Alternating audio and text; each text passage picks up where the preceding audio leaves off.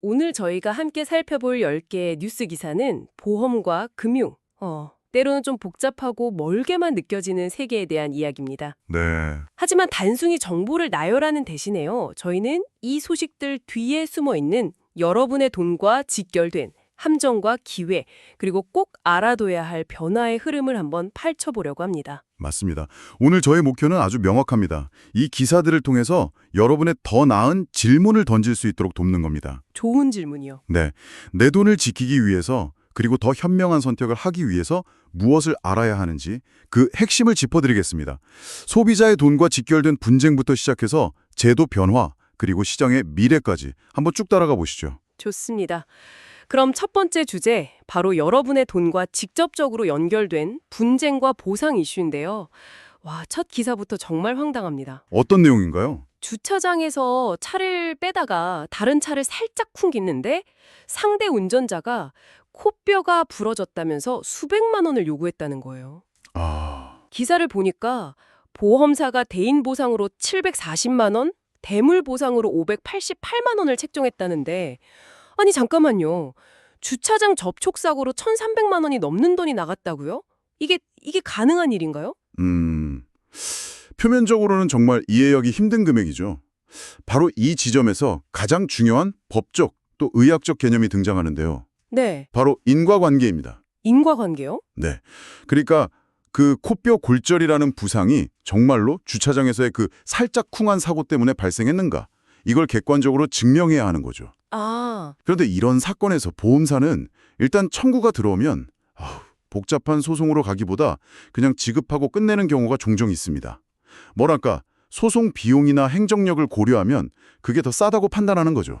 그러니까 가해자라고 하기도 좀 억울한데 어쨌든 그 입장에서는 억울해도 보험사는 그냥 돈을 주고 사건을 종결시켜버릴 수 있다 이 말씀이시군요. 네, 그럴 수 있습니다. 그럼 이런 상황에 처하면 그냥 당하고만 있어야 하나요? 그렇지는 않습니다.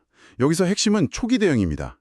전문가들은 무조건 CCTV나 블랙박스 영상을 확보하는 게 최우선이라고 강조하거든요.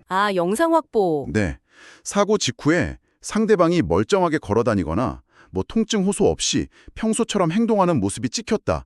이건 아주 강력한 증거가 됩니다. 그렇죠. 아니, 코뼈가 부러질 정도의 충격이었으면 저렇게 행동할 수 있었을까? 이런 합리적 의심을 제기할 수 있으니까요. 섣불리 상대의 모든 요구를 인정하거나 합의해주지 마시고 사고와 부상 사이의 연결고리를 집요하게 따져무는 자세가 필요합니다. 듣고 보니까 이건 단순히 운전자가 조심할 문제가 아니라 좀 시스템적으로도 생각해 볼 문제네요. 맞습니다. 이런 식의 과도한 청구가 결국엔 모든 가입자의 보험료를 올리는 원인이 될 테니까요. 정확합니다. 바로 그 도덕적 해이의 문제가 다음 이야기로도 이어집니다. 또 있나요? 네, 사고가 나면 귀신같이 나타나서 렌터카부터 쓰라고 권하는 견인업체나 렌트업체들. 다들 경험 있으시죠? 있죠, 네. 금융감독원에서 여기에 숨겨진 비용 폭탄이 있을 수 있다고 경고했습니다. 저도 비슷한 경험이 있어요. 막 정신없는 와중에 누가 와서 되게 친절하게 다 처리해준다고 하면 그냥 맡기게 되거든요. 뭐가 문제인 건가요? 가장 큰 함정은요, 렌트 비용이 보상되는 시점입니다. 보험 약관을 보면 대부분 사고 차량이 정비업체에 입고된 후부터 렌트 비용을 보상해줘요. 입고된 후부터? 예.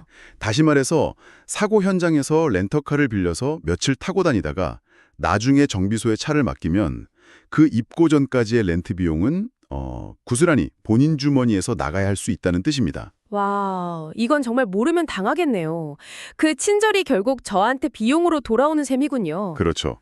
그리고 또 하나의 중요한 선택지가 있습니다. 네. 만약 수리기간 동안 대중교통을 이용하는 등 렌터카가 굳이 필요 없다, 그러면 예상 렌트 비용의 35%를 현금, 즉 교통비로 받을 수 있습니다. 그런 제도도 있어요. 네. 그런데 현장에서는 이런 선택지에 대해서 제대로 알려주지 않고 무조건 렌터카 사용을 유도하는 경우가 많으니까요. 사고가 나면 누구보다 먼저 내 보험사 담당자에게 연락해서 정확한 보상 규정을 확인하는 게 순서입니다. 알겠습니다. 앞선 두 이야기가 사고 현장에서의 분쟁이었다면 세 번째는 설계사를 만나는 자리에서 벌어지는 일입니다. 네. 보험료를 낮춰주겠다는 말만 믿고 기존 보험 13건을 해지하고 새로 가입했는데 알고 보니까 가장 중요했던 사망보험금이 대폭 줄어든 사례입니다. 이건 정말 배신감이 클 것 같은데요? 이건 뭐 부당 승환 계약이라는 이름까지 붙은 전형적인 불안전 판매입니다. 부당 승환 계약이요? 네. 핵심은 소비자의 상황을 고려한 게 아니라 오직 설계사 본인의 수수료 실적을 위해서 기존 계약을 해지시키고 새 계약을 체결하게 만드는 행위라는 점이죠. 이게 더 싸고 보장도 좋아요라는 말로 소비자를 현혹하지만 실제로는 기존 보험이 가지고 있던 장기 유지 이율이나 중요한 보장 내용을 슬그머니 빼버리는 경우가 많습니다.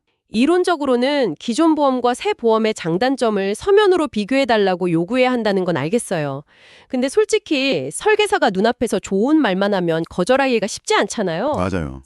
혹시 소비자가 그 자리에서 바로 알아챌 수 있는 위험 신호 같은 게 있을까요? 좋은 질문입니다.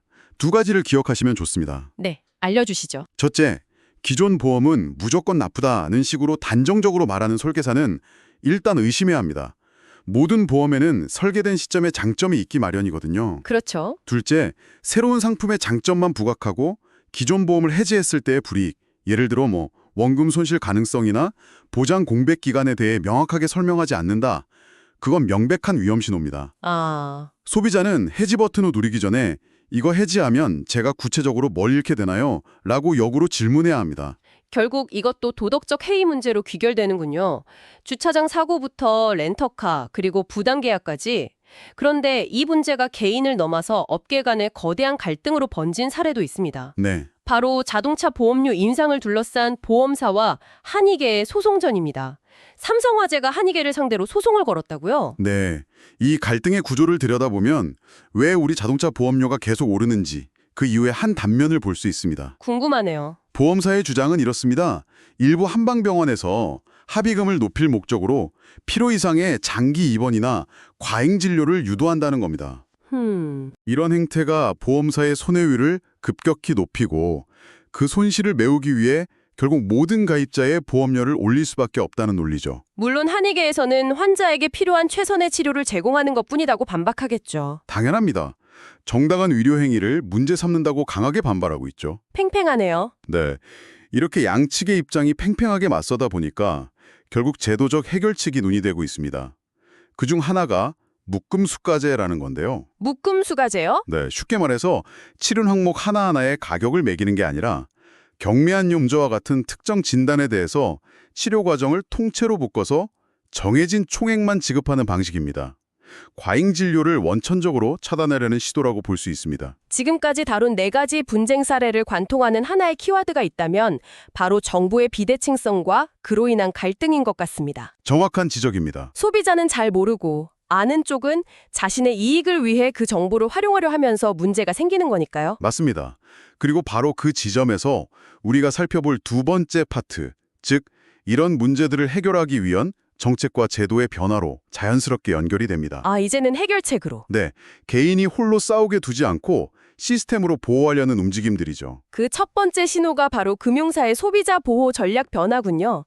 이전까지는 문제가 터지면 수습하는 사후 대응 중심이었다면 이제는 아예 문제가 생기지 않도록 막는 사전 예방 체계로 바뀐다고 합니다.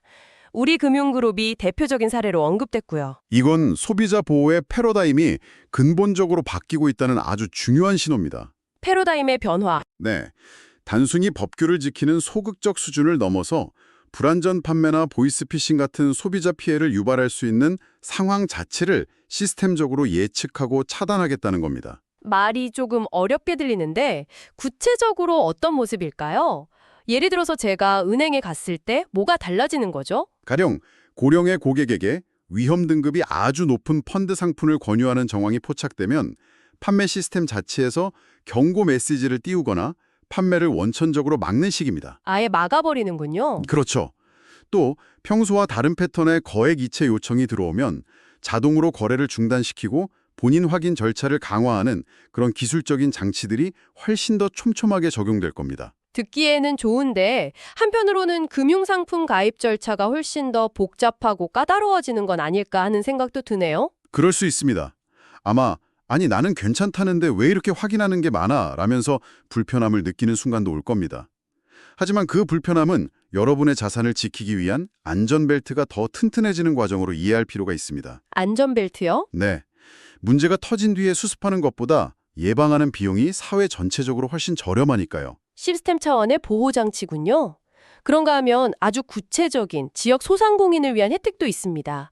제주에서 사업장을 운영하는 자영업자라면 냈던 고용보험료의 일부를 돌려받을 수 있게 됐다는 소식입니다. 네. 제주시에서 자영업자 고용보험에 가입한 소상공인에게 납부보험료의 15%에서 20%를 최대 5년 동안 환급해주는 사업입니다. 오, 폐업 같은 위기 상황에 대비할 수 있도록 최소한의 경영 안전망을 만들어주자는 좋은 취지의 정책이죠. 그런데 이 기사에서 정말 중요한 꿀팁이 숨어 있더라고요. 바로 중복 신청이 가능하다는 점이었는데요. 맞습니다. 이게 핵심입니다. 기존에 중소벤처기업부에서 이미 비슷한 고용보험료 지원 사업을 하고 있었는데 이번 제주시의 지원 사업은 그것과 별개로 중복해서 신청할 수 있습니다. 와, 중복으로요? 네. 계산해보면 두 가지 지원을 모두 최대로 활용할 경우 본인이 냈던 보험료의 최대 95%까지 돌려받을 수 있습니다. 이건 정말 실질적인 혜택이죠. 95%면 사실상 보험료 부담이 거의 없어지는 셈이네요. 제주 지역의 자영업자라면 본인이 대상인지 반드시 확인하고 놓치지 말고 신청해야겠습니다. 네, 이런 정책들은 가만히 있는다고 알아서 챙겨주지 않으니까요. 적극적으로 찾아서 활용하는 것이 중요합니다. 자, 그럼 이제 마지막 파트로 넘어가 보겠습니다. 시장의 새로운 트렌드와 미래 기술은 우리의 금융 생활을 어떻게 바꾸고 있을까요? 네, 첫 소식부터 아주 흥미롭습니다. 알츠하이머 신약 레켐비의 등장을 앞두고 손해보험사들이 관련 특약 상품을 쏟아내면서 경쟁하고 있다는 소식입니다. 여기서 우리가 주목해야 할 것은 경쟁의 초점입니다. 초점이요? 네. 과거의 치매보험이 주로 진단 확정 후 간병비처럼 사후 관리에 맞춰져 있었다면 이제는 초기 치료 비용 보장으로 그 중심이 완전히 이동하고 있습니다. 의학기술의 발전이 보험 상품의 지용도를 바꾸고 있는 대표적인 사례죠. 보험사별로 경쟁하는 내용도 아주 구체적이더군요. 단순히 치매 걸리면 얼마, 이게 아니라 이제는 치료의 각 단계를 파고드는 것 같아요. 그렇습니다.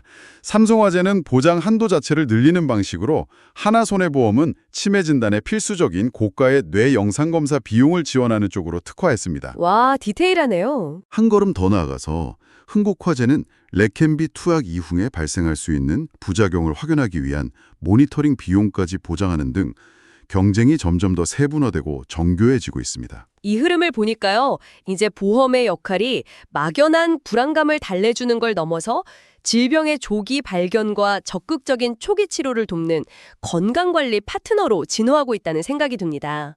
정확한 표현입니다. 의료기술이 발전할수록 보험은 점점 더 개인 맞춤형 그리고 예방 중심으로 변해갈 겁니다. 기술 이야기가 나온 김에 다음 소식도 기술을 활용해서 사회적 문제를 해결하려는 시도입니다. 명절을 전후해 급증하는 보이스피싱을 막기 위해 삼성생명이 고령층을 대상으로 특별한 예방 캠페인을 시작했다는 내용입니다. 이번 캠페인에서 눈에 띄는 것은 RCS라는 차세대 문자 메시지 기술의 활용입니다. RCS요? 네, 기존의 글자만 빼곡한 문자가 아니라 이미지와 동영상, 그리고 누를 수 있는 버튼까지 활용해서 피싱 수법과 대처 요령을 아주 직관적으로 보여줄 수 있습니다. 아, 글자 읽기가 어려운 어르신들도 그림만 보고 이런 문자가 오면 누르면 안 되는구나 하고 쉽게 이해할 수 있게 만든 거죠. 기술을 통해서 금융정보에 취약한 계층의 눈높이에 맞춰 다가가려는 노력이네요. 근데 늘 궁금했습니다. 그렇게 예방 캠페인을 많이 하는데도 왜 피해는 줄지 않는 걸까요? 그건 사기 수법이 인간의 가장 근원적인 감정, 즉 불안과 욕심을 교묘하게 자극하기 때문입니다. 불안과 욕심? 네. 자녀가 다쳤다면서 불안을 극대화하거나 정부 지원 저금리 대출이라며 욕심을 자극하는 거죠. 그래서 기술적인 예방도 중요하지만 가장 효과적인 백신은 역시 가족의 관심입니다. 결국 사람이군요. 그렇죠. 이번 명절에 부모님께 안부 전화 드리면서 출처 불분명한 문자에 링크는 절대 누르지 마세요. 라고 한 번 더 말씀드리는 것. 그 작은 관심이 수천만 원의 피해를 막을 수 있습니다. 알겠습니다. 자, 다음은 조금 딱딱하게 들릴 수 있지만 사실 우리 경제 전체의 체온을 보여주는 중요한 지표에 대한 뉴스입니다. 네. 30년 만기 국채의 입찰이 부진하면서 금리가 급등했다는 소식인데요. 솔직히 저도 이런 헤드라인을 보면 그냥 넘기기 일쑤거든요. 이게 왜 우리에게 중요한지 좀 쉽게 설명해 주실 수 있을까요? 물론입니다. 국채는 국가가 발행하는 차용증이라고 생각하시면 됩니다. 차용증. 네, 30년물 국채 금리가 올랐다는 건 국가가 30년이라는 아주 긴 시간 동안 돈을 빌리는데 치러야 할 이자, 즉 비용이 비싸졌다는 뜻입니다. 투자자들이 앞으로 30년 동안 무슨 일이 일어날지 모르겠으니 더 높은 이자를 주지 않으면 돈을 빌려주기 불안하다는 신호를 시장에 보낸 거죠. 투자 심리가 위축됐다는 신호군요. 그런데 그게 정부가 돈 빌리는 비용이 비싸진 거지 저와는 직접적인 상관없는 이야기처럼 들리기도 하는데요. 결코 그렇지 않습니다.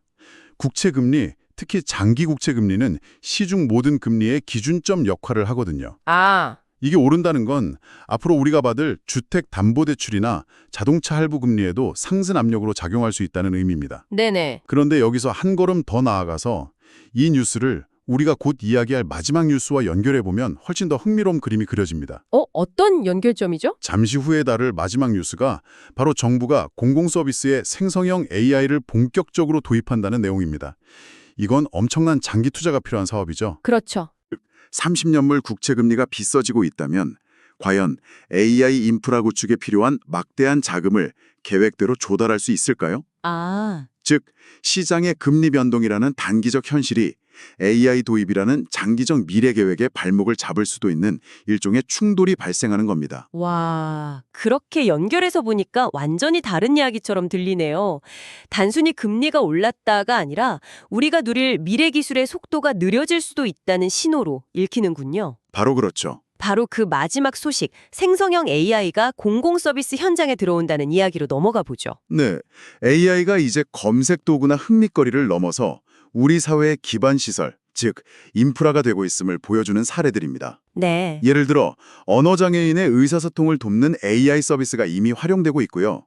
의사가 작성한 복잡한 의료 기록을 AI가 자동으로 요약해서 환자가 이해하기 쉽게 만들어주기도 합니다. 와, 건축 분야에서는 복잡한 법규를 AI가 검토해서 설계 효율을 높이는 등 그 활용 범위가 무궁무진합니다. 이전에 AI가 특정 작업을 보조하는 역할이었다면 이제는 서비스의 질과 사회 전체의 신뢰도를 높이는 핵심 동력이 되어가는 느낌입니다. 바로 그겁니다. 핵심은 신뢰성과 효율성의 동시 향상입니다. 이는 앞으로 우리가 관공서나 병원에서 경험하게 될 서비스의 모습이 근본적으로 바뀔 수 있음을 의미합니다. 네. 앞으로 여러분이 이용하는 공공서비스의 배경에 AI 기술이 점점 더 깊숙이 자리 잡게 될 겁니다. 오늘 10개의 뉴스를 통해 금융과 보험의 현재와 미래를 함께 훑어봤습니다. 경미한 사고 분쟁부터 거대한 기술의 흐름까지 결국 모든 것은 우리의 일상과 돈에 연결되어 있네요. 맞습니다. 오늘 나눈 이야기들을 통해 우리가 깨달아야 할 것은요. 금융상품이 갈수록 복잡해지고 기술 발전 속도가 눈부신인 시대에 소비자가 스스로를 지키는 가장 강력한 무기는 바로 좋은 질문을 던지는 능력이라는 점입니다. 좋은 질문? 네, 단순히 어떤 상품이 제일 좋아요가 아니라 이 상품이 왜, 그리고 구체적으로 어떻게 나에게 좋은 건가요? 라고 되물을 수 있어야 합니다. 오늘 나눈 이야기들이 여러분이 다음번에 던질 좋은 질문을 만드는데 작은 영감이 되었으면 합니다. 그 질문 하나가 여러분의 자산을 지키는 가장 확실한 열쇠가 될 수 있습니다.